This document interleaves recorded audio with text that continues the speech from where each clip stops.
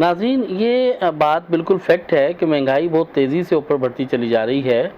اور قربانی کی استعداد کم سے کم ہوتی چلی جا رہی ہے۔ اگر حصہ بھی ڈالتا ہے تو اس کا حصہ لا محالہ ایک ہیوج رقم بنتی ہے اور وہ قربانی کرنے سے محروم ہو رہا ہے۔ بالکل اس کا ایک بہت اچھا عمدہ حل موجود ہے۔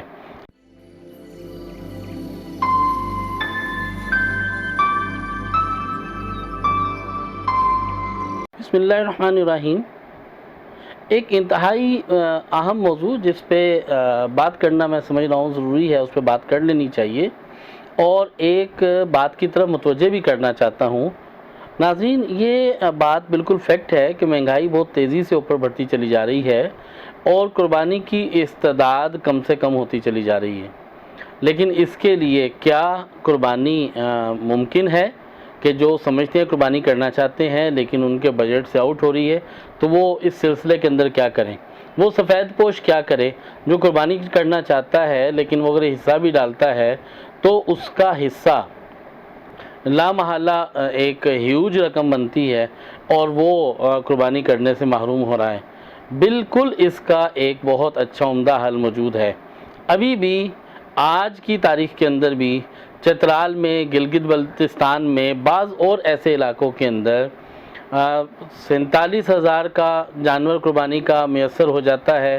50,000 کا، 60,000 کا قربانی کا جانور میسر ہو جاتا ہے۔ اگر آپ اس قربانی کے جانور کے اندر حصہ ڈالیں تو ابھی بھی 7-8 ہزار روپے کے اندر ایک حصہ جو ہے وہ ڈل سکتا ہے۔ جبکہ اسی طرح سے کوہستان کے اندر، جن علاقوں کے اندر جو جانور کی جو قیمتیں ہیں قدرے کم ہیں، تو کوہستان میں بھی آپ کا 10 سے 11 ہزار کے اندر ایک وقف قربانی کے اندر حصہ ڈل سکتا ہے اور آپ کی قربانی ادا ہو سکتی ہے۔ تو لہذا اس سلسلے میں ہمیں در حقیقت اخلاص کو دیکھنا چاہیے۔ ہمیں اس بات کو نہیں دیکھنا چاہیے کہ جانور کیسا ہے اور 8-8 10-10 لاکھ کے جانور کو دیکھنے کی بجائے سب سے پہلے اللہ جل شانہ کے اس مبارک حکم کو پورا کرنے کی نیت، عزم، ارادہ کرنا چاہیے کہ اللہ جل شانہ کے مبارک حکم جو ہے وہ ہم سے ادا ہو جائے اور احسن طریقے سے ادا ہو جائے۔ اور اس کے لیے ہمیں بالکل اگر کوئی ایسا جانور جو کہ دوسرے علاقوں کے اندر سستا مل رہا ہو تو اس میں اپنا حصہ ڈال لینا چاہیے اور اپنی قربانی کو ادا کرنا چاہیے۔ اس سلسلے میں اپنی محنت نہ چھوڑیں اور تگ و دو اپنی بدستور قائم رکھیں۔ آخری وقت میں قربانی خریدی جائے، عید کے دوسرے دن میں قربانی خریدی جائے، پہلے دن میں عید کے دن قربانی خریدی جائے تو یہ بھی آپ کو بڑی معقول اور مناسب مل جاتی ہے۔ لہذا اپنی ہمت کو جو ہے وہ برقرار رکھتے ہوئے، اور وہ لوگ جو یہ سمجھتے ہیں کہ ان کے پاس بجٹ کم ہے، استعداد کم ہے، وہ قربانی کرنا چاہتے ہیں تو اس کے لیے وہ ضرور بضرور اس کی کوشش کر سکتے ہیں۔ اب رہی دوسری بات، کیسے لوگ جو بہت زیادہ گلٹ میں رہتے ہیں کہ میں اس دفعہ قربانی نہیں کر سکا، میرے حالات نہیں بنے، میرا رخ نہیں بنا، وہ قطعاً پریشان نہ ہوں۔ اللہ جل شانہ نے عید الفطر اور عید الاضحیٰ یہ ہمیں منانے کا، سیلیبریٹ کرنے کا حکم دیا ہے، اور یہ ایسے اسی لیے ہے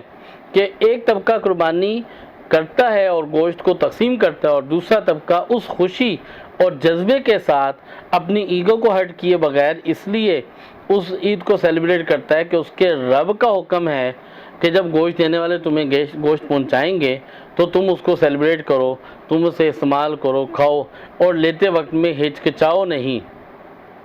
بلکہ عید الاضحیٰ کو اس لیے سیلیبریٹ کریں کہ اللہ جل شانہ نے ہمارے لیے عید رکھی ہے، اللہ جل شانہ نے ہمیں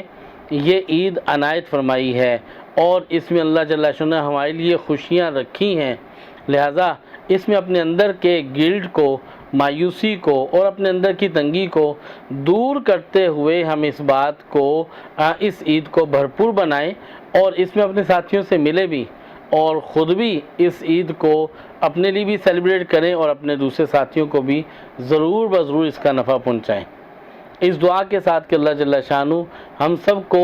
قربانی کے احکامات سیکھنے سمجھنے کی توفیق عطا فرمائے اور اس کے مطابق شریعت کے مطابق اپنی قربانی کو مقبول منظور بنوانے کے لیے بھی توفیق عطا فرمائے۔ آمین آمین آمین۔